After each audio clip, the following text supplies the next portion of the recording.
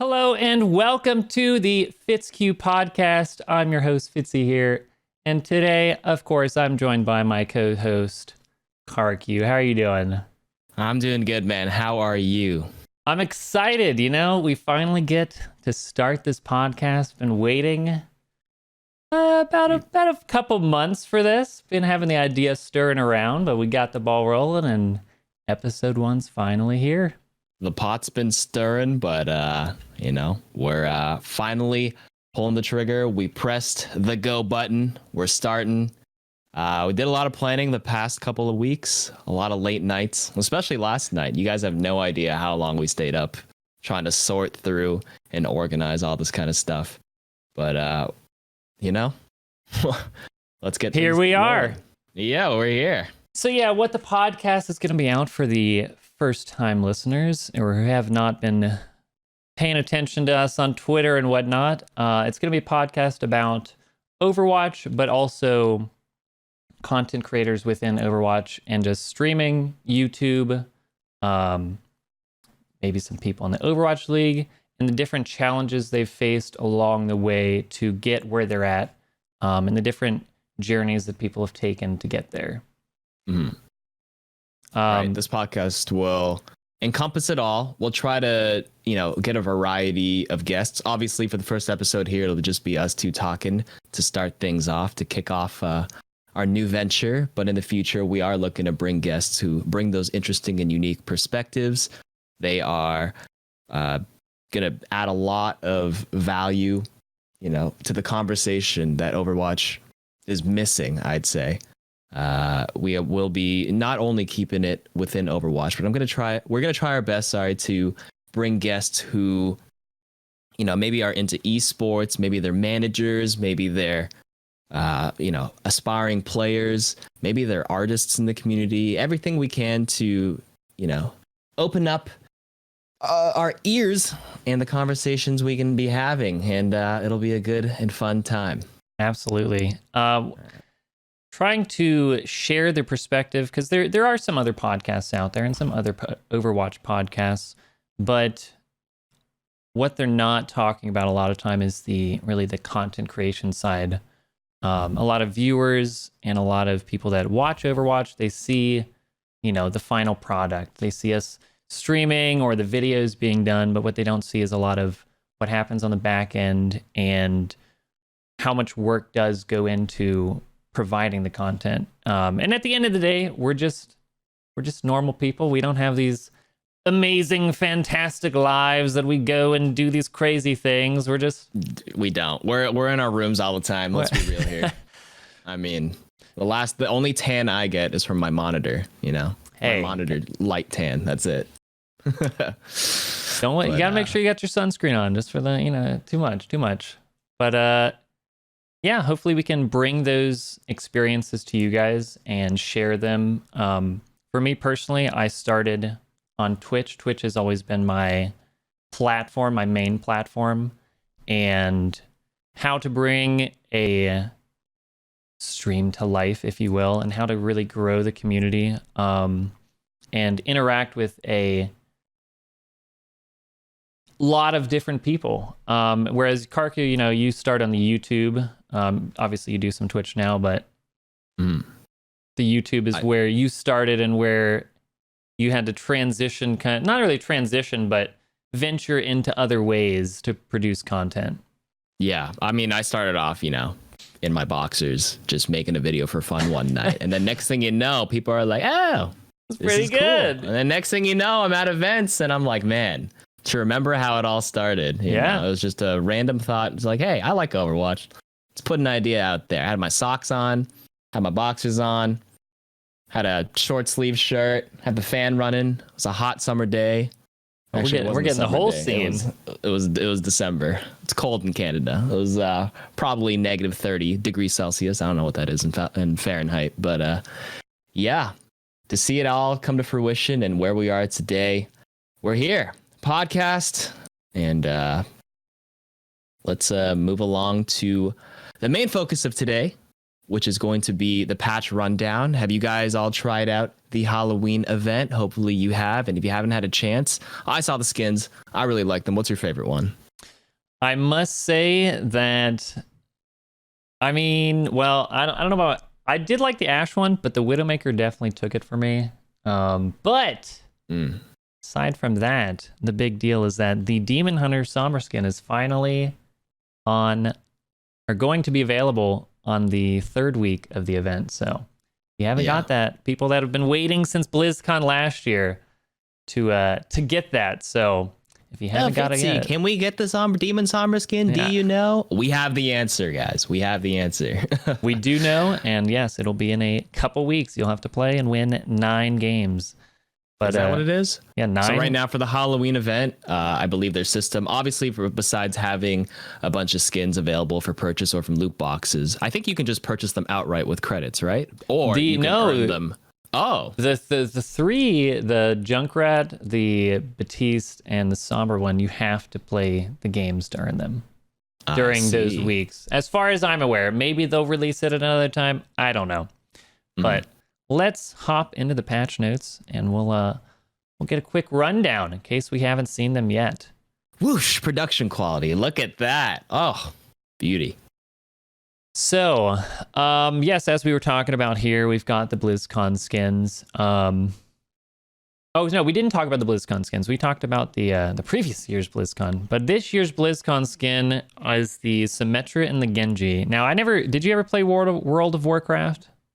I did on a random summer day. I remember I was in a summer class for university and I was not listening. It was food and nutrition and I was falling asleep. I had my laptop and then out popped my Battle.net launcher. It's like, you could try World of Warcraft for free up to level 20. And I'm like, you know what? I'm going to download it and try it. So I used the school Wi-Fi and did it right then and there. I was a great student.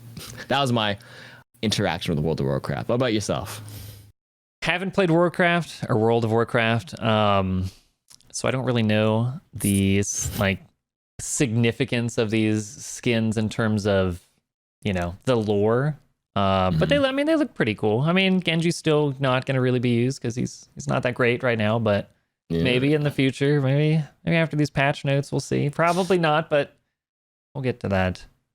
So which one? We'll just start reading down the patch notes.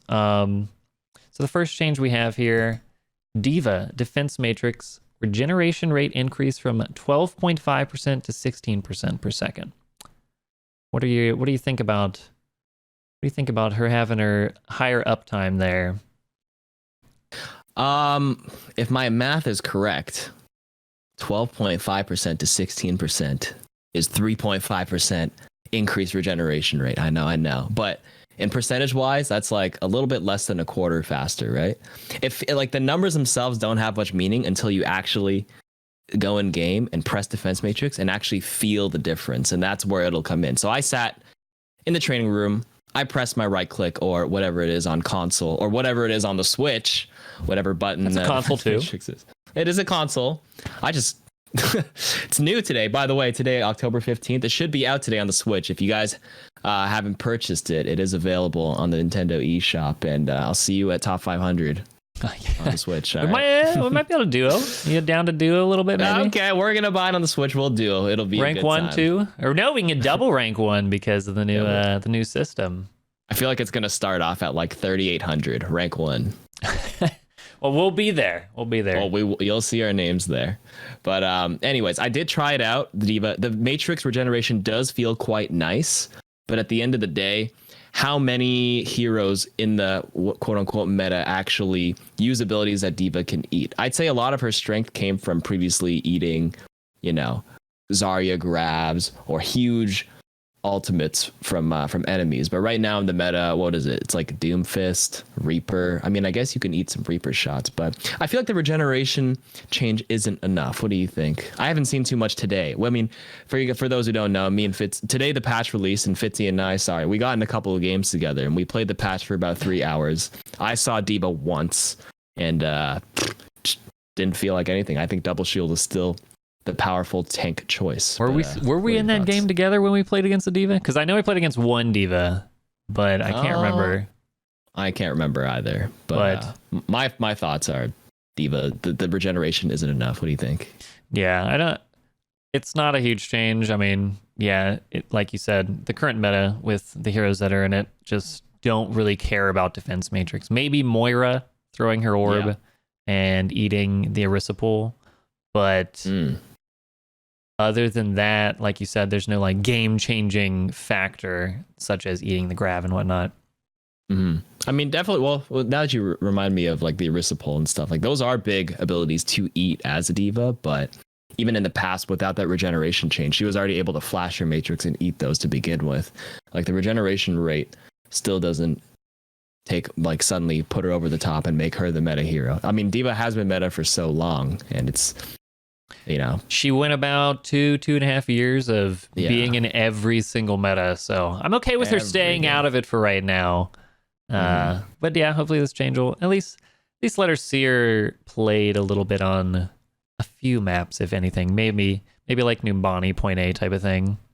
Yeah, I think maps where just a lot of high ground, you can still argue to play the D.Va, just being able to maneuver up there. Obviously, when you play double shield and you attack Numbani Point A, for example, you have to just commit to one pathway with your team and you're just set up there, which is a playstyle that can and does work, as you guys have seen. But having the option to run some sort of dive on vertical maps like Numbani A or maybe Point B Dorado, if you can, need somebody to sweep somebody off the church or the high ground, she may be an option there, but definitely more of a niche pick, not a solid meta pick. Right. Like we saw in the dive meta and the goats meta. I think delay. So the next change here we have for defense matrix is the delay before regeneration begins lowered from 1 second to 0.75. I think we can agree about what we just said. Sure, it has a little more uptime, but doesn't really change too much. Right. Like according to my calculations, from 1 second to 0.75 seconds, that means it's 25% quicker. Is my math correct? I hope it is. But again, yeah, just like you said, the uptime change won't change the bigger picture of the tank lineup. Right. So moving on, we've got Irisa, one of the meta picks right now, and her protective barrier cooldown is getting increased from 9 to 10 seconds. So this one to me is, I mean, you wouldn't think that 1 second's that big of a deal, but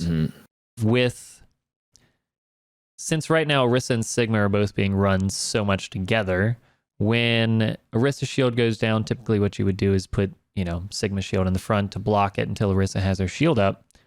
But with that happening more often with the, having to wait for 1 more second, that's 1 more second that the Sigma shield has to be up. And that means that Sigma shield's getting broken faster and faster, and not really letting it recover as fast. So what do you think about, is this enough to break the double shield meta or helping? I don't think it necessarily breaks double shield. I think if you run a solo tank Irisa, 10-second shield, like it used to be 8 and it got bumped to 9. Now it's at 10. So 10 seconds for a 900 HP shield. If they only run single shield and not double shield, and they have like some sort of solid shield break, like a Junkrat, Hanzo, or whatnot, I think like shield break comps when they run solo shield is actually very viable once again, because the minute that shield goes down, Irisa has to run out of cover, out of line of sight, maybe pop or fortify. You can force cooldowns a lot easier at 10 seconds for sure. But because of that, I feel like that's even more reason to play double shield, because you need that second one to make up for that extra second that right that it got changed to. Well, and maybe we see more of, with the dive, which we'll get a little bit later, getting a little bit buffed. Maybe that'll be like, oh, we don't want to hide behind shields, we're just going to jump on top of you and not have to run any shields. I mean, they run the Winston, but maybe we'll see a resurgence of dive, at least a little bit. I know we talked about Numbani, but I would like to see it come back on, again, not every map, but a more niche pick. I mean, I saw dive 1 or half a round today. We tried it, didn't work. I switched back. We played it today. I played it today. It worked pretty good. We played like a off a weird kind of dive. I think we had Winston Roadhog today as our tank lineup, and I think they were just kind of testing out the changes. And speaking of Roadhog, the next change for Roadhog is the scrap gun, where the ammunition got increased from 5 to 6. So 6 shots on Roadhog. Now, I think that's the reason why. I think, honestly, on patch day, for every patch, people are just kind of testing the waters. And I saw a hog in every single one of my ranked games today. I don't know about you, but they're prevalent. And because people were testing out the new hog, they obviously defaulted as the other tank to Irisa. So I saw a lot more classic Irisa hog bunkered today, more than I've seen in the past 2 months with the double shield. What are your thoughts on these hog changes? Definitely with the nerf to Irisa, and then like you said, people are trying out the changes. Irisa hog happened before the Sigma Irisa, so we could definitely be venturing back into that. Especially, I'll take that any day over double shield. Personally, really? Yeah, I like it way better. Have you been liking double shield? I have not been a huge fan, but getting pool hooked is never feels good. I mean, I played May too, so we can block the hooks and whatnot. But yes, there were a couple of Irisa hog games where both teams had Irisa hog, and it's like, all right, we're pulling out the May again because I'm not running Sombra into that. But yeah, I think that we'll see a little comeback of the Irisa hog until the double shield. Maybe that's still strong enough to contest against it. And way back when, Roadhog originally had 4 bullets or 4 ammunition.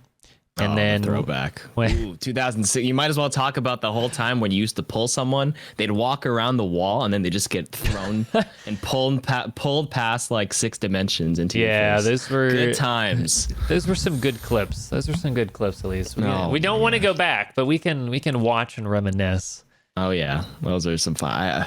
For those who are new Overwatch players and didn't know, before the current iteration of Roadhog that you see, probably in 2016. Maybe the first 6 months of Roadhog, he was a lot different, in which his hook would connect on a target, and even if they moved or like they tracer blinked or whatever, the hook would stay attached and like they'd be yoinked. And sometimes you'd watch the kill cam of getting killed from a hog hook, and you just be in your spawn, you just get pulled across the map through 6 walls. It was actually both hilarious but really frustrating to play against. Yeah, man. I think I'm okay with the current hog in terms of the Roadhog or the hook interaction. But yeah, there was that where you would get pulled, and then there was after that they're like, okay, if it latches onto you and then you move, the hook's gonna bring you back to where you got hooked at and then pull you forward. But if it's not straight then it won't. But anyways, the ammunition, or what I was talking about, was the gun. What do you think about, there was the phase of Roadhog players that were, he got nerfed, he can't one-shot combo anymore. I feel like he still has the ability to hook combo people very easily. At least, pretty consistently. Obviously, not every hero has that consistency factor. I think some would be, like May and Reaper aren't as easy to one-shot. I don't even think it's possible from 250 health for Roadhog. Because like you need to take like a step forward and be really up in their face. But right. May and Reaper would be able to press their escape button to get out of that. Right. If they did get hooked, but you still have the ability to one-shot a tracer from right-click distance, and having that the reload. Your downtime from you have an extra bullet. I don't know about you, but when I'm fighting a Roadhog, I count the shots and initiate when they're about to reload. So. Oh, that's pretty smart. Wow, getting tips in this podcast. Yeah. I don't even count the shots for Roadhog, but I'm a support player. But I think the only ones that count are Pharah, Roadhog, and Junkrat. I think those are the 3 main ones that you can kind of keep track pretty easily.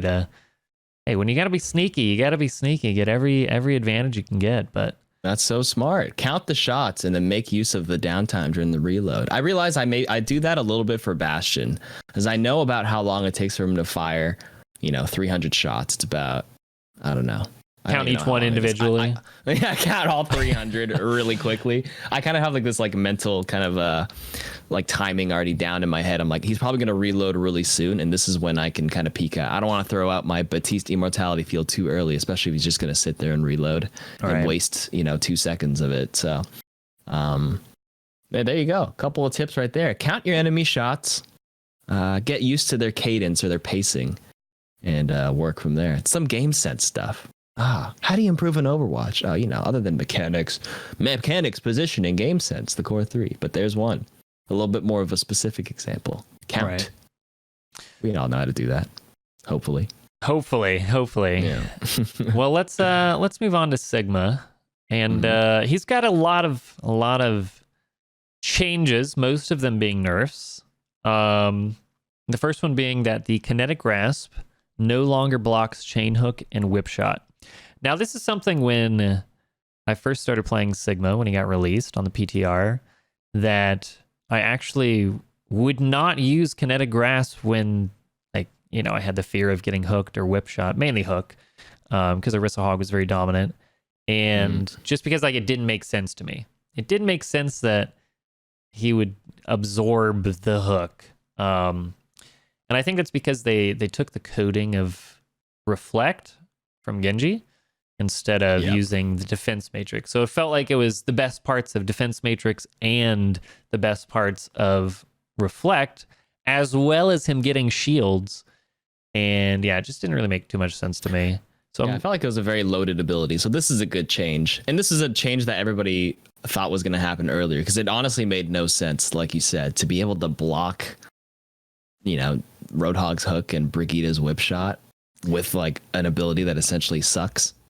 It's not sucks, but vacuums. I meant the suck as in vacuum, not it sucks because it's bad. Well, the gravity sucks in the hook and then it absorbs it, and then it's a black hole, whatever. But lore, black hole. Well, that sounds oddly familiar. That's something that happened recently in another esports title that we don't talk about because it's not Overwatch, the greatest game that can possibly exist. Absolutely. But speaking of gravity moving forward, the other change to Sigma being the graphitic flux high gravity effect duration reduced from 1.2 to 0.9 seconds. Gravitic? Gravitic or gravitic? Gravitic. Did I say gravitic? I think you said gravitic, but is that correct or is it gravitic? Well, he yells graphitic flux is upon us. A graphitic flux is upon us. That's what he... Oh, I didn't even know that's what he said. Tomato. Yeah. So, what do you think about this? The duration. So I'm actually a bit 0.3 confused on this one. So gravitic flux, high gravity effect duration reduced, from 1.9 to 0.9. So is the high gravity effect the air time that they're in the air, or the time when they're landing on the ground, like that kind of slow movement effect? This is when you get slammed on the ground, and you get right after you get slammed on the ground, you can't move. It feels like you can't move. Obviously you can move, but it's very slow. So you're slowed by 90% or something ridiculous, right? You feel very sluggish. So this will reduce it by a quarter, so it won't feel as bad. This change doesn't, in my opinion, doesn't change too much, because I feel like by the time you get slammed, you're still gonna die anyways within the next second. Either you die or you get followed up by the enemy. The other thing is that most of the people that will use their escape ability, because while they're in the air, you can't use fade. You can't use... no, you can. Or sorry, not fade. Sorry. Yeah. There's lots like tracer blink, recall, right. translocate, any of your movement abilities, unless you're Reaper, Moira. The same things that can escape grav. And so the second that you land, you're going to use that ability for the most part. So I don't think it's a too big of a deal, but at the same time, it's something that won't feel as bad to play against. It's a little bit of, okay, we got his ult is very powerful in that, you're stuck in the air. They can already shoot you. You can't use your movement abilities. Then you get slammed on the ground for half your health. I don't think that it needs, I could see them even moving this even further and making it, 0.6 seconds or something. Or just nothing at all. I feel like the ultimate is very loaded to begin with. Yeah. Already. You lift them up. They're already airborne and can't do much in the air. They get slammed and take a lot of damage. I feel like it's not even necessary to have a slow effect though. Once they land, just to kind of take some power away from him if you still feel that Sigma is a bit too oppressive. But I don't know. I still think Sigma is probably the best tank in the game right now. That's just my personal opinion. It's interesting because a lot of people when he first got released were saying, "Oh no, Sigma's he's not viable. Roadhog, it's still Irisa Roadhog." And I kept going like, this double tank thing, that looks pretty strong. Even with Reinhardt, I felt like it was like having some success. And then, what do you know? Now it's in every single game. Every single game, and hopefully not for too much longer. I'm okay with it being around. Just I'm glad that these changes are kind of making it a little bit easier to play against, not as oppressive, if you will. Mm-hmm. Speaking of changes, of course, we've got some more for Sigma. The experimental barrier. There's 3 here. The regeneration rate reduced from 175 to 150 per second. It also now has a 1 second cooldown after recalling the barrier, and the initial 0.2 second cast time has been removed. So before this, what he would do is there was the 0.2 second cast time, and then you could instantly cast. Or sorry, there was the cast time, but the retrieving the barrier took what? Like 0.5 seconds. There was 0.5. There's a short an arbitrary number. Yeah. So the total, if you want to change direction of the shield, isn't a huge deal, but what the biggest thing here is if you have your shield out, you can't react to somebody behind you. So this is more of like you want to have your shield ready, like already recalled, so you can just instantly cast it somewhere. I don't know if you noticed any today.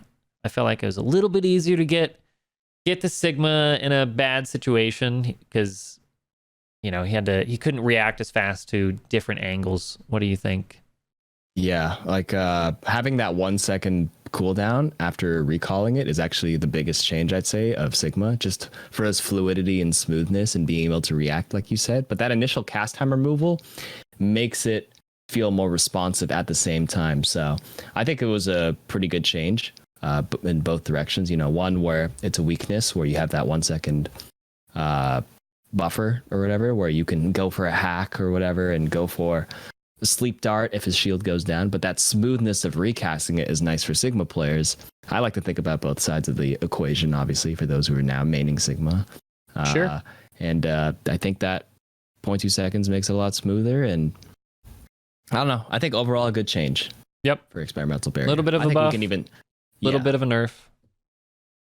More of a nerf. Bigger nerf than a buff. I still think we can bring down the regeneration rate a little bit more if you really want to fix double shield a little bit, but or at least tackle it a little bit more. I think you could reduce it. 175 to 150 per second for regeneration rate isn't that much of a change.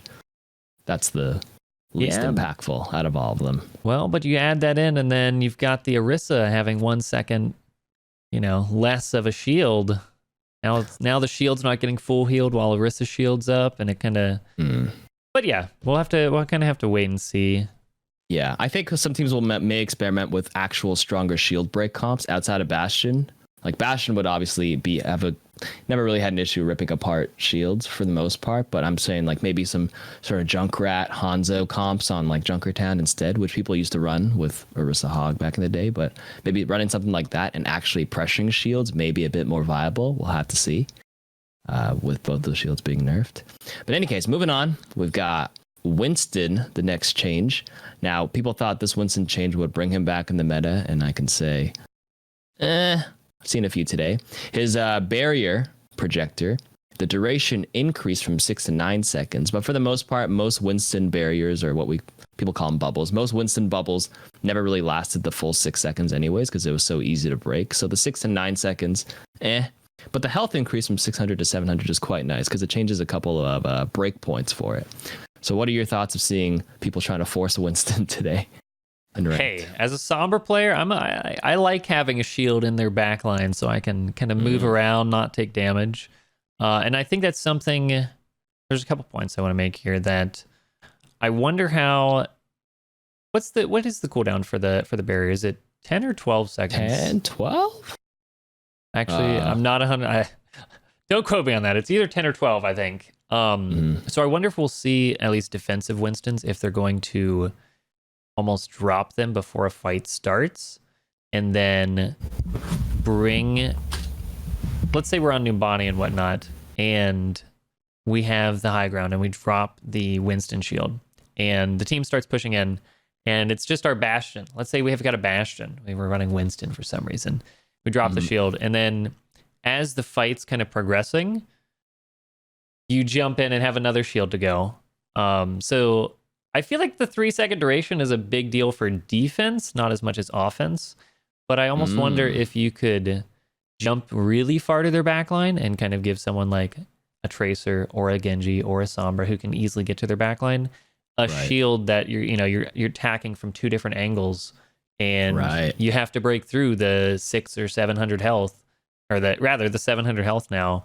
And if you have to turn around and there's two people inside the bubble and they're also pinching you from the front, you might see it be a little more I don't know. Like you said, they usually break, but the 100 extra health breaking point might be enough to make it more viable. I think that it could definitely help.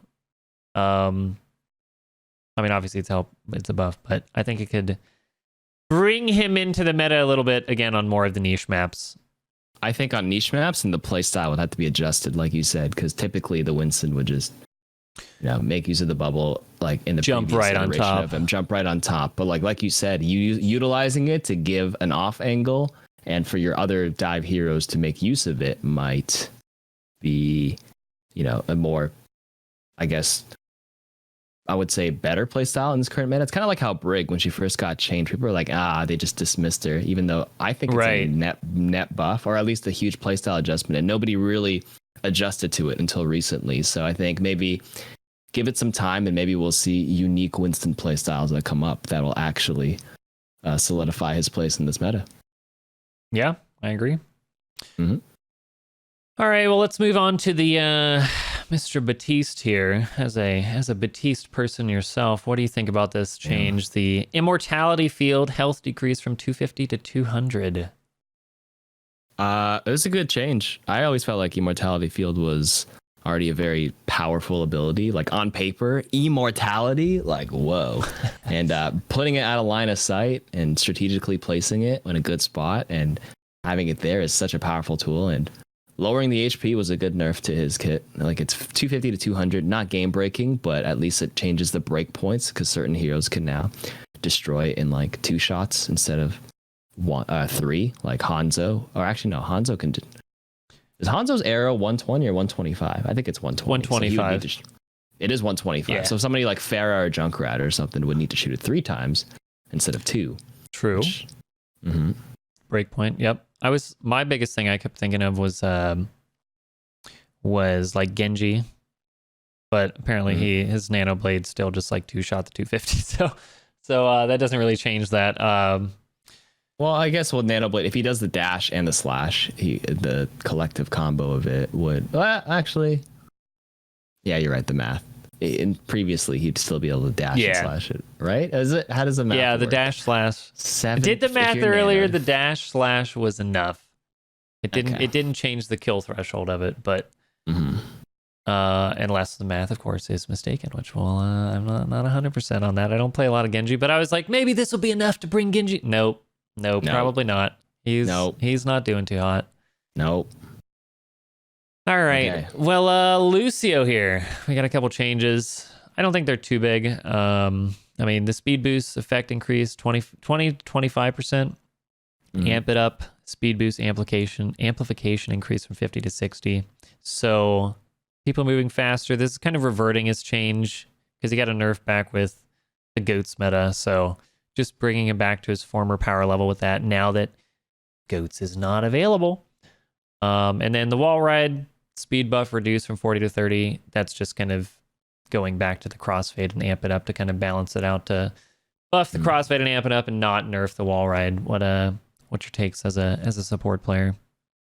I haven't actually messed around with this, but I feel like with Lucio, he's all about feeling. For a lack of a better word, like the way he moves and maneuvers around the map, you kind of just have to get used to. You kind of go for walls because you have a feeling of like how fast you're going, and like this will just be a small adjustment period again. Even though this was how Lucio used to be, maybe some rollouts get changed, but overall, I think this is good. People make use of the speed a bit more with the amplification, especially. You can initiate a little bit better with it. But honestly, in Moira Lucio comps and double shield, a lot of Lucio stay on heal because you don't really need the speed as often to initiate, depending on like the comp. Obviously, you're running like Reaper May or Reaper Symmetra, then speeding them into the enemy team would be pretty good. But like, let's just say you're just poking with your double shield in the bunker. Like most Lucios do stay on heal to kind of like offset the poke damage in between. So, I don't think it makes or breaks Lucio this patch. I think he's just fine the way it is. It's a good change overall. Cool. Valkyrie change. For Mercy, the extra beams created by Valkyrie now ignore enemy barriers. This confused me because I always thought that the Mercy beams in Valkyrie were able to heal through barriers, but I guess not. Like, what? Apparently not. What?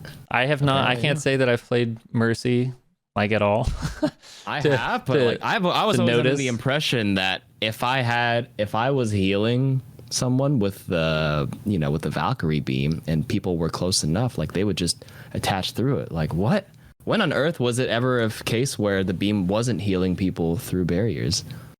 Apparently it wasn't, but it was, or maybe it was like when you go out of line of sight of somebody and there's like a 2 or 3 second buffer before the beam detaches. Maybe it felt like that because I would always see my beam stretch out and attach to multiple people. That I'd always like move it around regardless. So maybe that's why I didn't notice it. But I mean, this is a good change, I suppose. If that was the case, then this was. I mean, I thought this was already in the game, but this is overall. I feel like this is one of those. Oh, the Moira change, or Moira can't heal through shields anymore. This is kind of like it felt like it should have worked like that, and now they're changing it. So, Sure, the beams now go through barriers. I don't think it's too big of a deal, but I'm sure that Mercy players feel otherwise. So we will say that I don't think she's necessarily too. I mean, obviously it's Lucio and Moira right now, but I think Mercy's pretty good with Moira. At least in Double Shield, Mercy was played a lot. I think she was like, I mean, don't quote me on the actual play rate of it, but I guess in GM and above games, I saw Mercy probably as the third most played support outside of Moira Lucio. People would drop the Lucio and play Moira Mercy depending on the composition, like Bastions, or sometimes if people were forcing a sniper, then you'd get the Pocket or the Pharah or the McCree. Right. Well, and I think that's kind of what the Mercy design is being able to pocket someone and they died, res them, just make this really powerful DPS. But yeah, I don't think this change is really gonna affect that too much. But the next change of Moira self-healing reduced from 30 to 20 health per second might. What do you think about her dueling capabilities after that? Doesn't change much. I always thought the self-heal was ridiculous. Still getting back 20 health per second is still quite a bit. You already self-heal a lot when you pop Coalescence. Naturally, you get a self-regen. And if you decide to opt for Healing Orb and you're grasping somebody, I mean, she has so many self-healing abilities, and not a lot of support heroes can naturally heal themselves, other than Lucio and I guess Mercy Regeneration. But like those are like very specific scenarios where they'd have to, wait and not take any damage. Or maybe Lucio is the only one. And Brig, they need to make contact. Anna she'd have to force her own like nade cooldown to heal herself. But this is just available. Like just being able to grasp somebody is just free as long as they're in line of sight. And so no downside. I'm going to go completely the other direction and say that I think this has potential to be a pretty decent deal in terms of, I mean, I play a lot of Sombra, as you know, but yes, do you? So yeah, so I know that. Sombra and Tracer and other heroes that don't have a lot of burst damage, I feel like the extra 10 per second can be a deal, or like the difference between you're actually doing damage to her and like out damaging her heal, because sometimes you'll be shooting her and it's pointless because she's just healing everything that you're shooting. Whereas once you get past this breaking point where you're now at least doing some damage to her, so that she's not at 200 health, now she's at 150 and something can fly through and kill her. But whatever the case, I think that it'll take some time to really see if she is able to die to Sombra because she's a little tough one. You don't try to 1v1 her. Like you said, she's got so much healing with the orb and her ult and whatnot. So yeah, well, mathematically, as we go back, because that's the theme, what is that? 30 to 20 health is 25%. No, I'm just kidding. It's 33% change, right? 33% reduction. When you put it in a percentage like that, it is quite significant. Right. But at first glance, it's like 30 to 20. It's like, 3 to 2. It's only 10. But, you know, I read an article once where, was it at McDonald's or some sort of fast food chain? Instead of like, there's a burger called a quarter pounder, like a quarter of a pound. But then they did some other fast food chain was like, we'll put a third, we'll do like a third of a pound as a burger. So they advertise it as like 1/3. So that's more meat, right? But people were confused. They're like, they always thought the quarter pounder was more because 4 is bigger than 3. So, but I mean, I can believe that. I can't say that I would think that, but you know, 4 is bigger than 3. So I can see their logic. I can see where it's coming from. Yeah, but the 30 to 20 is really significant at the grand scheme of things. You're right. After you bring it up like that, I guess it does change the 1v1 scenarios quite a bit more. And that's what the main change, you know, the developer comment here was Moira's dueling capability is a bit too strong, so doesn't nerf her too much, but gets her rid of those scenarios where she could just pull a 1v1 against a lot of people that she shouldn't necessarily be able to. Kind of like how Brig was able to do that, but... Right. Well, someone who could 1v1 a lot of people, maybe not so much anymore.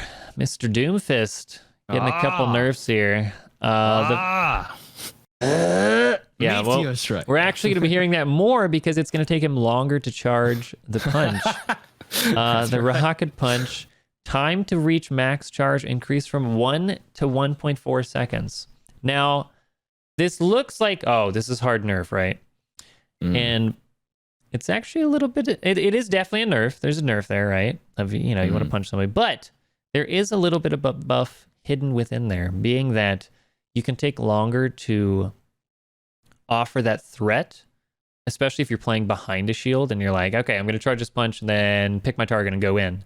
Now you can hold that per 0.4 more seconds where the enemy team has to kind of posture waiting for the Doomfist to come in and create that space. And let's say there's like a tracer blinking behind you. Or they could like wait for the Irisa pull. It's like, Irisa, do you have pull for this punch? It's like, hold on. And then, but you got that extra 0.4 buffer to just charge that punch. Right. And you can wait for that cooldown. Yeah. So I think, again, like, you know, it's a nerf there, but there's a little bit of a buff, so whatever. Elsewhere. I think net nerf because the fluidity and that like fast play style is a little nerfed. For sure, for sure. Yeah, for sure. The other change here being the best defense. I didn't even know it was called that. That's apparently it's just passive. The shield health gained per hit reduced from 35 to 30. Now, correct me if I'm wrong. I think at the very beginning of Doomfist, he was at like 25 per health or per. Somebody looked that up. No, I'm just kidding. But we don't have a producer here. I think in a lot of other podcasts, they'd be like, "Hey, Jamie, look it up." But 35 to 30. I do think it was 30 in this first iteration, and they buffed it to 35. But they've now brought it back down to 30, which I actually don't think is enough. I still think it's. When he pulls a full combo off, you're not killing that guy, and you're like, he's won. Right? Obviously, if he hits like if an Irisa pulls 4 or 5 people together and he hits a big seismic uppercut, he's still gonna get full 400 HP shield no matter what. So it's that shield's not as significant, I would say. And the rocket punch for the fluidity is, but overall, I still think Doomfist is pretty solid if teams are still playing double shield specifically. Sure. Well, on to my favorite change, of course. Dealing with my favorite character. Right? Yeah. We've got the Sombra Translocator, and the cooldown increased from 4 to 6, and the cooldown also begins immediately upon deploying the beacon, or if it is killed by an enemy. So pretty much what this means is it looks at first sight like a nerf, but it's like 85% buff and like 15% nerf. Interesting. And elaborate. So pretty much if you use the translocator before it hits the ground, so if you throw it straight up in the air, by the time it hits the ground, there's about 3.5 seconds left. So if you throw the translocator down, you wait full 6 seconds, you can translocate and immediately have another translocator. So she's even harder to kill and makes her better against the counters, or not really counters, but mobile heroes such as Doomfist, Tracer, Winston, D.Va. Pretty much you would go, okay, Sombra, she just used a translocator, let's run at her. Well, now she can get away from you. So it's gonna take a little bit of learning curve for people to understand that and to like not chase the Sombra. But yeah, it's the other times that it would be the nerf is obviously if someone killed your translocator, but it makes her very difficult to kill, but not only that, gives her a huge amount of uptime in fights. It's maybe a little bit too strong, to be honest. We'll see how... I feel like the meta changing a little bit away from the double shield is going to affect her more than these changes, but I don't know that she necessarily needed these changes on top of that. So we'll see how the next couple weeks play out. What is your take on not being able to kill Sombra? A little bit harder. The way you explained it was a lot more like I didn't realize how significant that change was. Like when I first glanced at it, I'm like, okay, it's like, yeah, cooldown increase, but then it's immediate, whatever. I actually just brushed it off, no joke. But wow, that's it's pretty big, more significant. Yeah, holy smokes! I mean, they had to make up for nerfing the EMP cast time. It is a bit sluggish, but have you felt with the previous Sombra change where the EMP takes a bit longer to come out? Have you been interrupted a bit more, stunned, hacked, slept? You have to play a little bit differently.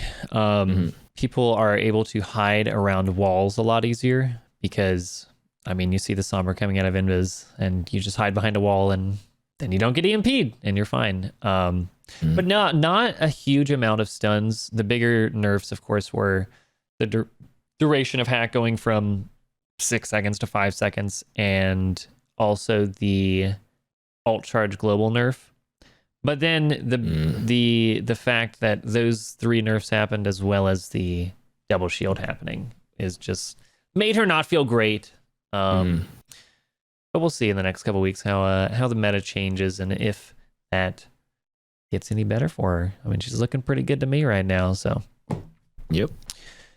Symmetra changes. Photon barrier duration reduced from 15 to 12. I think this is okay. I mean, her ultimate, it's 3 seconds, and you know her ultimate is it's pretty much gets the job done in like the first 6 seconds. I would say. Obviously, having it 15 is, as a Symmetra player, you're like, yeah, why am I getting nerfed? I want to have it that duration. Yeah, I think like and the second change would be the health of the full Photon barrier. That ultimate reduced from 5,000 to 4,000. But realistically, most fights, like you said, are over within the first 6 to 8 seconds of that ultimate being used. I mean, that barrier wasn't ever, or that Photon barrier almost never was being broken regardless. Like 5,000 was a lot to go through and chew through. Most people choose to ignore it and pick a side and fight along one half of it. And 5 to 4K won't change anything. Most people won't actually focus it down unless you're Roadhog. I guess you can dump your entire whole hog and go for it. But well, the whole hog, Bastion, Nano, or McCree, we might be seeing more of those just breaking the barriers because we'll have to. I guess it'll be a little more of an experiment of it's 1,000 health, which. 1,000 health is a lot, but it's 20%, guys. I did the math. But you also have to get that 3 seconds faster. I don't know, but I think we'll see more people at least attempting to break the barrier. But you can always just EMP it and be done, get done in the day. But her other change being that the sentry turret damage reduced from 50 to 40. I don't know that this was needed. I don't feel that the turrets were that oppressive, but agreed. It stops the turret bombing technique from being as powerful, where they just put the teleporter down and send 3 sentries through it and just smoke somebody in the back line. But did you see the ice block on top of that? You see? I did. That was a very interesting strat. That was pretty smart. Yeah, what they would do is put the Mei through, put the ice block on the teleporter, and then there's 3 turrets that can't be killed because there's a Mei cryo freeze on top of it. Mm-hmm. And then she's able to teleport right back out because you can't destroy the sentries or the teleporter while Mei is ice blocking on top of it. So it's like a full strategy. Yeah. And like Sim and Mei being played together isn't necessarily like bad because they're pretty good in this double shield meta. Right. All right. And the last Symmetra change is her Photon projector, her primary fire. Players impacted from the primary beam should now hear a louder impact sound because that's game changing, of course. Honestly, feedback from the sound is actually such a nice feeling. I know it because when I played Ana, I don't remember what patch it was, but they didn't even announce it in the patch. But suddenly, healing teammates had a nice like sound effect every time you hit them. Right. It would just feel better. So this change to Sim's primary fire beam will obviously bring her into the meta because the louder laser sound may. What actually makes her worse because you actually know that you're dying. I know you don't think it's it sounds like you don't think it's that big of a change, but there were plenty of times they're like, oh, okay, oh my god, I'm dead. Symmetra was full beaming me and I had no idea because you like couldn't hear her. It used to be with like the lock on, I feel like you could tell that she was hitting you, but for some reason the new beam, the sound, I like had a very hard time of noticing that I was dying instantly to a Symmetra. Is like, oh, is she kind of? Oh, I'm dead. Okay. Oh yeah, because by the time you heard the beat, it was just too late. That makes sense. And speaking of sound, like Reaper's new shadow step, man, I can't hear it. With your teammates yelling in your ears and all the projectiles and everything being fired in the game, you cannot hear Reaper's teleport at all. I know they said they made it quieter, and it's like, yeah, it's real quiet. It's invisible now. Yeah. Well, someone who's not invisible is Tracer, and she has her pulse pistols. Damage fall off now starts at 13 instead of 10. So we have Tracer 76 here. What do you think? Hiding behind the double shield, is this enough to bring her back? I saw a lot of Tracer today, and realistically, I actually think it's pretty significant. That damage drop-off change doesn't feel like much, 13 meters to 10. But if my math is correct, that's 30%, and 30% farther away, distance-wise, from damage drop-off is crazy good. Like on Busan, the indoor map with the walls that move up and down. I forgot what that one's called. Mecha base, right? There's a fight going on point, and I saw the enemy Tracer just stand on the high ground. Really? Shooting like a 76, but doing a lot of damage. I was like, what on earth? Where's this Tracer shooting me from? I'm looking behind me. Oh, she's up there. She's just like firing away and pretty much killed me. Yeah, so. It's nothing to just be like, whatever. It's 3 meters. It's not a big deal. Obviously, her spread's there a little bit. So it's not great to play at 13 meters, but you're shooting a Roadhog at 13, you're hitting all of him. And something else is that when you play at 10 meters away from a McCree, his flashbang can hit you, but if you're at 13, he can't. So yeah, the spacing is very different. So I think the top level Tracers will feel this change the most because her playstyle allows her to space and maneuver around a lot more effectively while still dishing out a ton of damage, and that's where you'll see the biggest impact. I think the lower you play Tracer in the ranks, I don't even know if they'll make the full adjustment. It won't feel as significant unless unlike the top side. Right. That makes any sense. Yeah. Well, we got through the patch notes. Took a little bit longer than expected, to be completely honest, but I think we had some good conversation there. Let's jump on back. Production. And talk about the future of the podcast. So we wanted to get into it a little bit today, but I think we'll save it for the next couple episodes of, again, talking about what this podcast brings and what we want to share with you guys, being that for me, we'll say expertise is that I've really built a Twitch community like 3 separate times. And how to build a community, how to come up with different ideas, unique ideas, and really what makes people want to watch your stream, what brings people in. And then for KarQ, whatever, with the YouTube and whatnot of what you want to bring to the table. On the production side. And going back to the Twitch thing, I really want to emphasize for those who are streaming and want to grow, a lot of people think it's just a matter of pressing start broadcast on whatever streaming software they're on and expecting people to just come in. But there's a lot of work you have to do outside of just streaming on whatever platform you choose. There's a lot of work you have to do, with, your graphics, your audio, and the whole feel and branding of yourself. And then that ties into the YouTube thing too, where you want to grow on other platforms like YouTube as well, because they kind of feed into each other, right? I always make the point where I think if you guys are watching streamers on Twitch, I already feel like you're above that level of being a casual. You're no longer a casual, right? You're spending time and investing time into watching someone else, whether it's to improve, ask questions, and learn by just seeing how they're playing. But if you're just like a super casual, and I feel like that's a big portion of YouTube audiences, sometimes they look for a guide or whatever, watch that, consume that, and then go back to playing their game. And if you want to build yourself, whether it's on Twitch or YouTube, you want to be able to provide something, give something back to people who want to consume Overwatch content, whether that's educational stuff or creative stuff, something really entertaining. And I think that's something that both of us have kind of done, is be very educational. Obviously you've got the one tip series. I've been a little more focused on teaching about how to play Sombra type of thing, because not really there's not people out there that have done it. There's no one that was really showing people how to play Sombra. And so whatever you want to bring to the table, what is unique that you have to offer to share to other people, what experience do you have to share? And that's something that we want to do with the podcast as well, is bring on new guests every week. So next week we're going to have a guest or two. We'll see who we can get to show up to the show and what they want to talk about, who can share their unique experience with all of us watching, but also, us too, because we don't know everybody's behind the scenes. And that's what we want to give, is that perspective of a content creator and what goes on behind the scenes. And of course, talking about Overwatch 2. And we're gonna focus on a lot of Overwatch streamers there, but we'll see how we do in the future, bringing on a variety of different guests, trying to get different topics while managing to talk about Overwatch.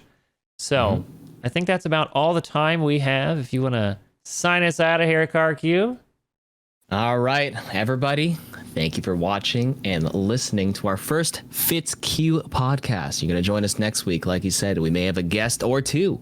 And this podcast will be available on YouTube, Spotify, Google, Apple, Deezer, Foreheads, or whatever your favorite podcast application is. I think Foreheads. I heard this in passing. We still have to investigate which platforms are distributed, but Foreheads is one of them. So you can listen to us there.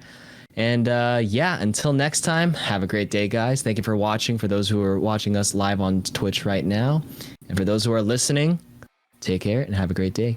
Bye-bye. Bye.